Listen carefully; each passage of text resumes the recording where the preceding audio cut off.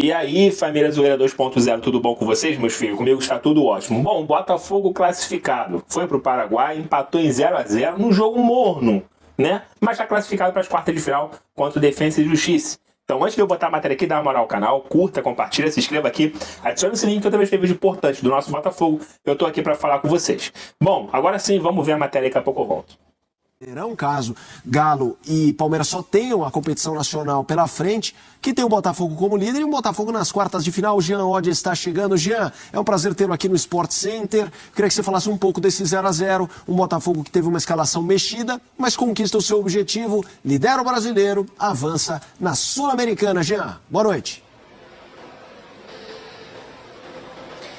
Pois é, Felipe, boa noite para você, boa noite para o Zupac, para o Bueno. É isso aí, eu acho que assim, o jogo foi terrível, para usar uma palavra até moderada, né? Um jogo realmente muito fraco do ponto de vista técnico, né? Contra um Guarani que não conseguiu também criar grandes oportunidades e precisava atacar e precisava produzir, tanto que o primeiro tempo termina sem nenhuma finalização no alvo. O jogo, de maneira geral, termina com 3 finalizações no alvo do Guarani e uma do Botafogo, mas no fim das contas, acho que a notícia é ótima para o Botafogo, porque não só o time se classifica para a próxima fase para enfrentar o Defensa e Justiça, como se classifica poupando grande parte do seu elenco, né? A gente pode dizer que o Botafogo escalou 3 ou 4 titulares apenas na partida, então conseguiu deixar muitos jogadores importantes no banco, pensando no confronto contra o Internacional pelo Campeonato Brasileiro, né? Um Campeonato Brasileiro no qual, evidentemente, o Botafogo vai fazer todo o esforço do mundo para perder o mínimo de pontos possíveis e manter essa vantagem em relação aos outros elencos, e avança na competição sul-americana.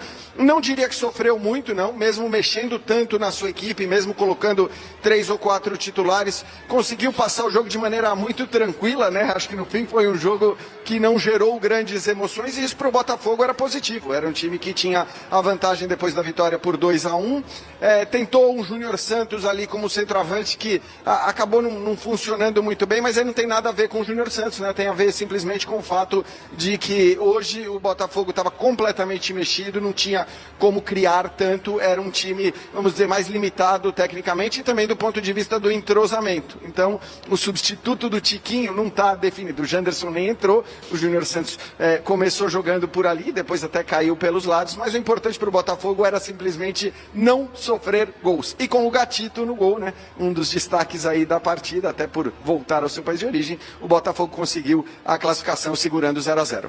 A gente vai colocar aqui, Jean, a ficha técnica do jogo, até para quem estava acompanhando esse nosso pré-jogo de Palmeiras e Atlético Mineiro.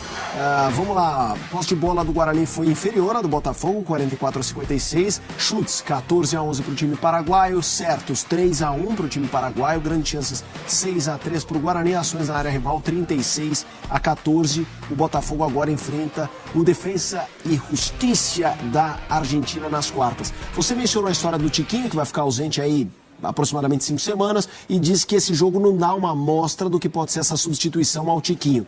Um time mexido, eu vi até os melhores momentos, o Gatito fazendo boas defesas, claro, o PR está fazendo um ano incrível.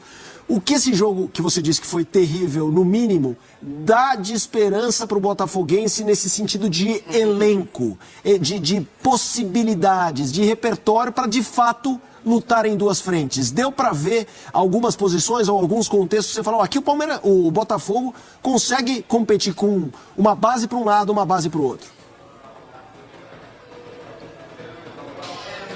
Então, eu acho que, evidentemente, quando você muda muita gente, quando você muda tudo, é difícil você conseguir tirar uma base, fazer análises individuais de certos jogadores, porque é claro que coletivamente a equipe perde muito, né, na hora que você muda todo mundo. Eu acho que o Botafogo, ele vem encontrando já as suas soluções ao longo da temporada, né, já perdeu jogadores importantes, perdeu o seu lateral direito, de Plácido acabou se firmando por ali, teve trocas ali entre os volantes e os volantes continuaram rendendo em alto nível, né, tem hoje uma zaga muito confiável, então eu acho que individualmente, olhando para o time titular, se o Botafogo perde uma ou outra peça, ele tem condição em geral de repor e manter o nível. Claro que na hora que você muda 7, 8, você vai sofrer uma queda muito grande. É claro que para ganhar a Copa Sul-Americana, o Botafogo não vai poder jogar com a equipe que jogou hoje. Mas acho que a equipe que jogou hoje ela foi escolhida dessa maneira justamente porque o Botafogo sabia, primeiro, que enfrentava um adversário fraco tecnicamente, depois porque tinha uma vantagem adquirida no Brasil. Eu acho que daqui para frente, pode ser já no primeiro jogo contra o Defensa e Justiça,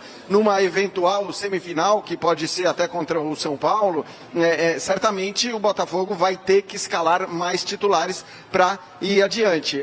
A questão do centroavante não tem jeito, né? Vai ser muito difícil alguém fazer exatamente o que o Tiquinho estava fazendo no mesmo nível que ele estava fazendo. Mas ele tem algumas alternativas. O Janderson tende a ser a principal delas, até porque tem ganhado minutos com o Bruno Lage, então pode ser um jogador que vai atuar bastante nesse período que o Tiquinho ficar de fora. O Eduardo jogou ali como falso 9 já, né, em alguns minutos depois que o Tiquinho se machucou. Hoje ele experimenta o Júnior Santos, então eu acho que ele tem alternativas diferentes de jogadores com características diferentes para substituir aquele que é até aqui o seu principal jogador. Qual vai ser a escolha? Talvez dependa muito também do tipo de jogo que ele vai querer fazer, do adversário, mas é isso. Eu acho que o Botafogo tem mostrado sim peças importantes, peças que podem ser muito úteis para rodar a equipe. Mas quando você roda 7, 8, a tendência é você ter uma queda de nível muito alta, como aconteceu no jogo de hoje. Show de bola, Jean. Muito obrigado. Jean Oddi no Paraguai. Amanhã tem outro duelo Paraguai-Brasil. Voltei, família. Bom, tá aí, né? Um Botafogo daqueles diferentes de que a gente está acostumado a ver. Bom, se bem que na Sul-Americana, em 10 jogos, o Botafogo tem 6 empates. É o time que mais empatou em toda a Sul-Americana. Impressionante, né? É um time muito diferente daquele do Brasileirão. Se bem que o Botafogo, quase em todos os jogos da Sul-Americana, usou um time misto. E hoje não foi diferente. Botafogo bem diferente aí do que está acostumado a jogar. Sem o Tiquinho Soares, botou o Júnior Santos, JP Galvão, né, Danilo Barbosa, o Sampaio, o Lage aí poupando bastante jogadores. O Lucas Perry não foi o goleiro principal, foi o Gatito Fernandes, Segovinha como titular. O problema é que o Segovinha foi o melhor jogador do primeiro tempo do Botafogo e ele substituiu no segundo tempo, logo no início do segundo tempo, antes de começar o segundo tempo, falando a verdade, né? Muita gente não entende isso, né? Por que tirar o melhor jogador em campo, né? Todo mundo esperando a lei do ex, do cara fazer o gol. Foi o único que finalizou no Botafogo no primeiro tempo, 2 chutes de fora da área. O Botafogo só foi finalizar no segundo tempo aos 42, quase 45 do segundo tempo. Finalizou muito pouco, né? O Diego Hernandes também como titular, depois saiu. Bom, assim, um Botafogo bastante diferente, mas que poderia vencer, né? Não venceu. Podemos contar com a sorte novamente do lado do Botafogo, né?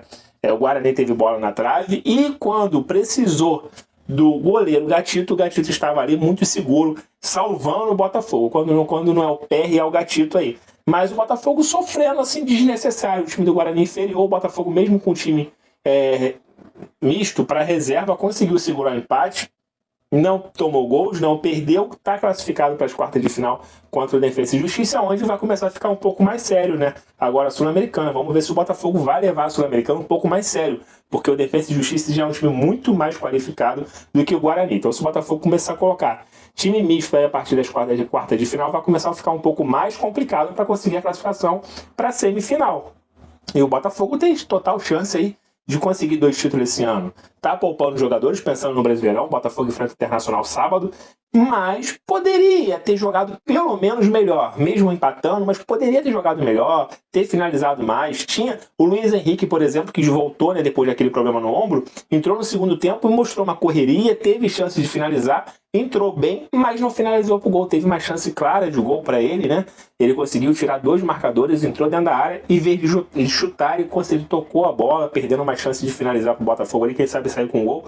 E no finalzinho do jogo, o Botafogo, num contra-ataque de 4 contra 2, desperdiçou uma chance que poderia matar o jogo. 4 contra 2, você não pode perder chances assim, né? E nem finalizar pro gol, o Botafogo finalizou, acabou perdendo a bola. Inacreditável isso. Mas, para os mais otimistas, o Botafogo está classificado, jogando com o time misto, poupando seus principais jogadores para sábado, e se classificou, é o mais importante. Agora pega o Internacional com casa cheia no estádio Newton Santos, sábado a partir de 9 horas. Então é isso, galera. Espero que você tenha curtido o vídeo. Tá? Dá uma moral ao canal, curta, compartilha, se inscreva aqui, adicione esse link toda vez que tem vídeo importante do Botafogo. Eu tô aqui para falar com vocês. Mas por hoje é só, fiquem todos bem, fiquem com Deus, até a próxima. Fui!